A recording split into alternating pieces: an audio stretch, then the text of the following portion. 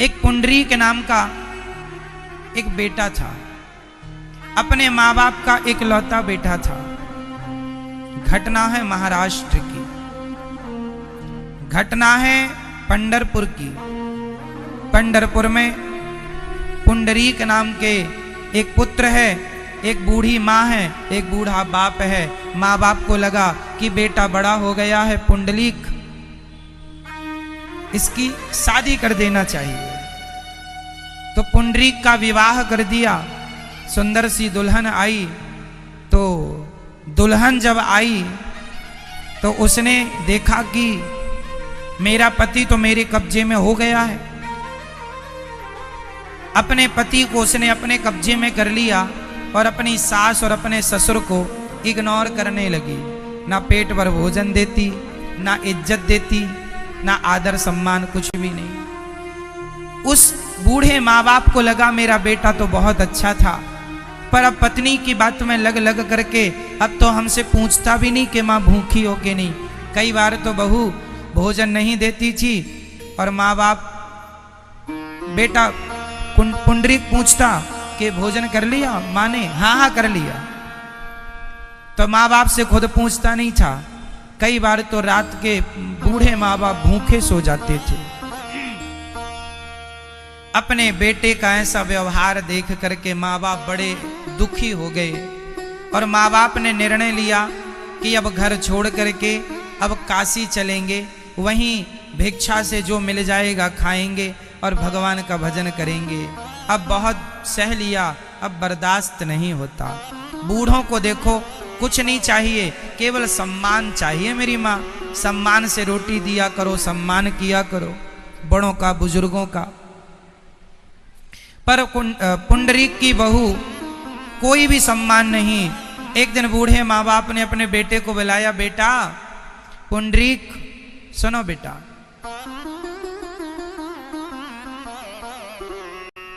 अब हम काशी जा रहे हैं, तुम बेटा बहू अपने खुश रहना, अब हमारा इंतजार ना करना, हम वहां काशी में ही प्राण त्यागने का सोचें, अब वहीं मरेंगे। बेटे को तो बड़ी अच्छी बात लगी कि चलो इनकी सेवा नहीं करनी पड़ेगी। बहू ने तो कहा बहुत अच्छा, वहीं मरो। गांव से कुछ लोगों की यात्रा जा रही थी काशी, तो वो भी संग संग चल पड़े।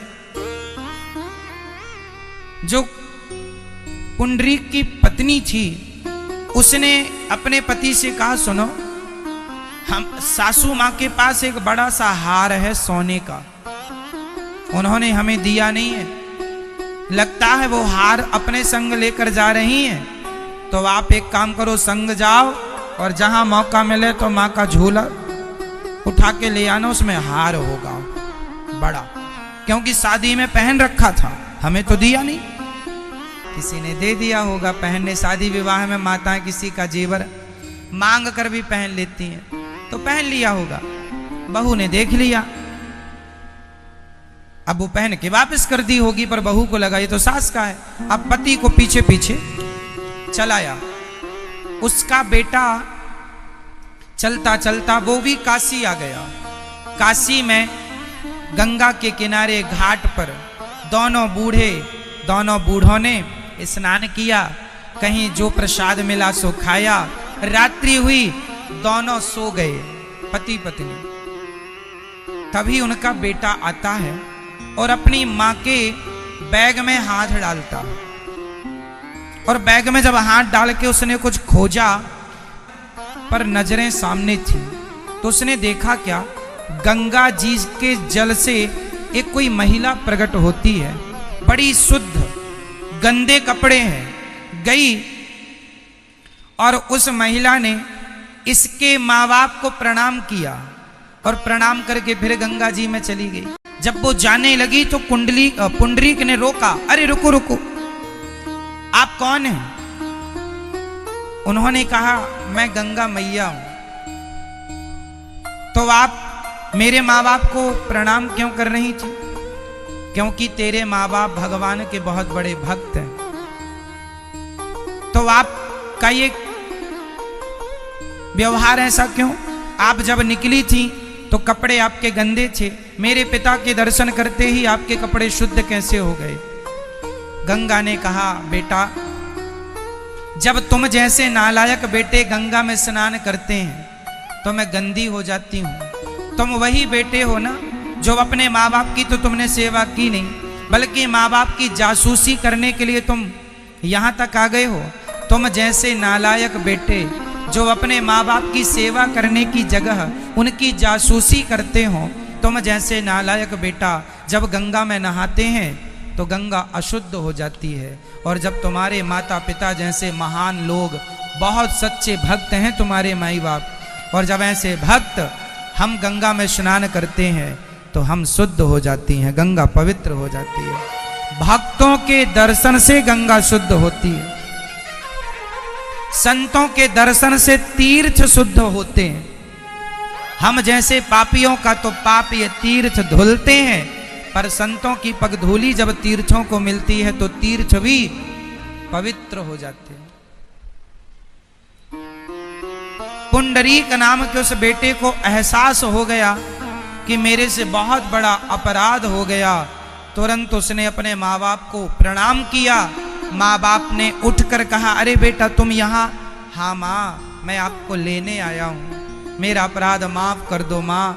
वो बेटा अपनी माँ को अपने घर ले गया और अपनी माँ की इतनी सेवा की, इतनी सेवा की कि एक बार द्वारिकाधीश माता रुक्मणी के संग भोजन करके शाम के वक्त टहलने निकले थे।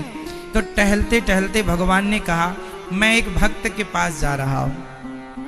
तो भगवान बोले, मैं जा रहा हूँ। तो रुक्मणी जी बोली, मैं भी चलूंगी। तो रुक्मणी जी भी चल पड़ी। रुक्मणी जी भी गई। तो गए तो वो पुंडरीक अपने माँ बाप के चरण दबा रहा था। भगवान द्वारिकाधीश बाहर खड़े हैं, बेटा तुमने अपने माँ बाप की इतनी सेवा की कि मैं प्रसन्न होकर तुम्हें दर्शन देने आया हूं। पुंडरीक ने कहा, प्रभु मैं दर्शन करने बाहर नहीं आ सकता, आप कृपया अंदर आ जाइए, क्योंकि अभी मैं अपने माँ बाप की सेवा में लगा हूं। भगवान बोले, मैं अंदर नहीं आऊंगा, तू बाहर आ। तो पुंडरीक ने कहा कि जब आप इतने दूर आए हैं तो अंदर आ जाएं, और यदि आप नहीं आ सकते तो थोड़ा आप इंतजार कीजिए, मैं अभी आऊंगा, दर्शन आपका करूंगा, पहले अपने माँ बाप की सेवा करूंगा। माँ बाप का वो पांव दबा रहा था और माँ बाप दोनों सो रहे थे। यदि वो हाथ उठाता है तो हो सकता माँ की नींद खुल जाए, इसलिए सेवा में थे। तभी वहां पंडरीनाथ उसने अंदर से ईंट फेंक दी बाहर की तरफ, ये ईंट पर खड़े हो जाओ, बारिश का मौसम था। तो भगवान ने कमर में हाथ रखा और अपने भक्त का इंतजार करने लगे। आजा जल्दी भक्त, बाहर आओ, पुंडरीक बाहर आओ। माँ बाप जब सोए गहरी नींद में, तब वो अपनी सेवा पूरी करके बाहर आए और भगवान का जब दर्शन किया तो भगवान ने कहा, बेटा तुमने अपने माँ बाप की इतनी सेवा की कि मैं तुम पर प्रसन्न हो गया हूँ, मुझसे कोई वरदान मांग लो। उस बेटे ने कहा कि प्रभु बस यही वरदान दो कि आप जैसे यहाँ आज खड़े हैं, आप सदा ऐसे ही खड़े रहें, ताकि सारे भक्त आपका दर्शन करके अपने आप को कृतार्थ कर सकें, अपना लोक परलोक सवार सकें। तो विट्ठलनाथ जी आज भी उसी हाल में वैसी खड़े।